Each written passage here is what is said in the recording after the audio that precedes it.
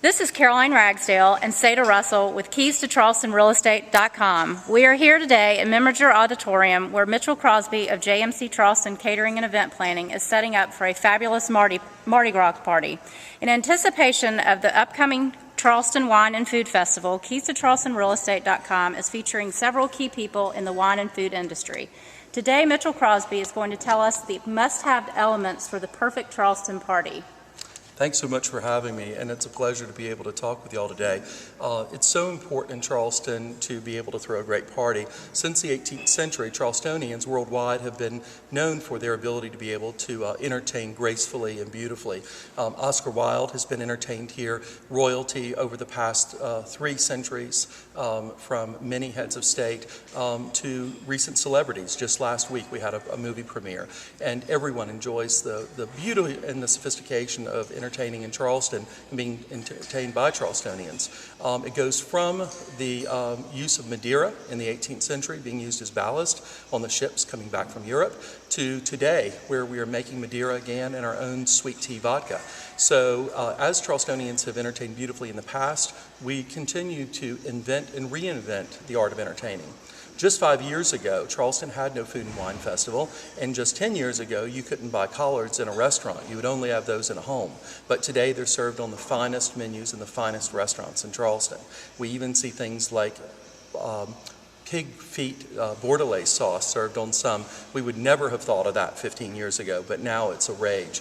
We have people eating shrimp and grits all over the country and the world, all because breakfast shrimp was something that was always featured in Charleston homes, primarily at the middle of the meal day. Today, we're having a wonderful Mardi Gras party, the first crew of Charleston. So once again, we're starting a tradition that our brethren, the French, had started in New Orleans many, many years ago, and is now featured in many towns throughout Alabama, Louisiana, Mississippi, and now we're going to have the first Charleston crew. This building, which was used as an auditorium for many years, has now been refitted by the Spoleto Festival in conjunction with the Charleston County Arts School District, as well as the City of Charleston. So we often have our ballets and our operas here, just for the past 2 years. But tonight it'll be home for the first crew party. When entertaining in Charleston, some of the aspects that we use there at those fine events we bring here, meaning we always have lots of bartenders because a Charlestonian never waits in a line for a cocktail, most importantly. At Charleston cocktail parties, we never use plates because we like dine and dash, small bites that we can easily pick up. It drives the people who are not from Charleston, we call them from off, crazy because they're expecting a plated meal. We would much rather have a cocktail in hand and enjoy food and conversation and be able to see beautiful homes and visit with people. And that takes us in how we design the Charleston Food and Wine Festival events. From the opening night party, where we feature 18 chefs, 16 of them local, 2 nationally famous, having tapas-sized portions around a tent, to the Saturday night gala, Bubbles and Sweets with a Twist, where we will have 18 chefs, each with bite-sized desserts.